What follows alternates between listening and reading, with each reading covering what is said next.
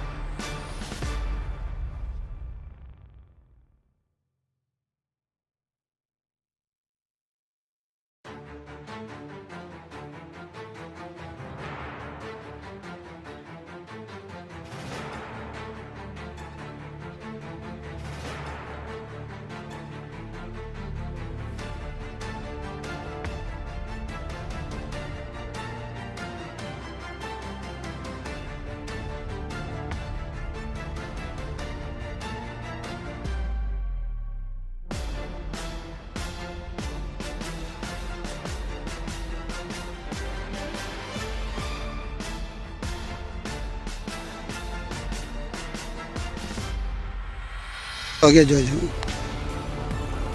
UN Chandravadiya, round forester, Upleta. હવે આજે પાંજરું જે મૂકવાનું હતું ને આજે જ દીપડો પકડાયો છે, તો શું કહેશો?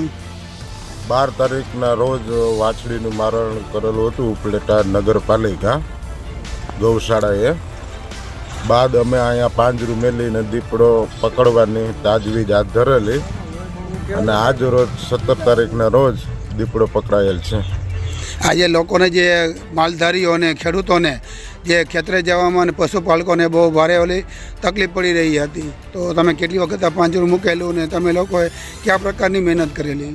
જ્યારે કંઈ અણબનાવ બને છે ત્યારે અમે દીપડાને પકડવા માટે પૂરી મહેનત અને કોશિશ કરીએ છીએ અને દીપડો હમણાં ગઢાડાથીને પણ પકડાયેલો હતો। આજે ગૌશાળા અને બાજુમાં જ ગૌશાળા આવેલી છે અને અવારનવાર મારણ થઈ રહ્યું હતું, એના વિશે શું કહેશો? આજે 12 તારીખે મારણ થયેલું હતું ને 17 તારીખે દીપડો પકડાયેલ છે। જણાવો ને આમાં શું તમે છો સંસ્થામાં? મારું નામ Vikramsinh Solanki, trustee animal hostel ગૌશાળા સમિતિ। આજ ગઈ તારીખ 12ના રોજ ગૌશાળાએ રાતના દીપડાએ મારણ કરેલ હતું વાછડીનું અને 17 તારીખના રોજ ફોરેસ્ટ વિભાગને જાણ કરી હતી। 12 તારીખે અમારા કર્મચારીએ સવારે જાણ કરી, એટલા માટે ફોરેસ્ટ વિભાગ દ્વારા તારીખ 17ના તે દિવસે પાંજરું મૂક્યું એટલે તારીખ 17ના રોજ રાતે વહેલી સવારે દીપડો પાંજરે પુરાઈ ગયો છે અને ફોરેસ્ટની પણ સારી મહેનત છે।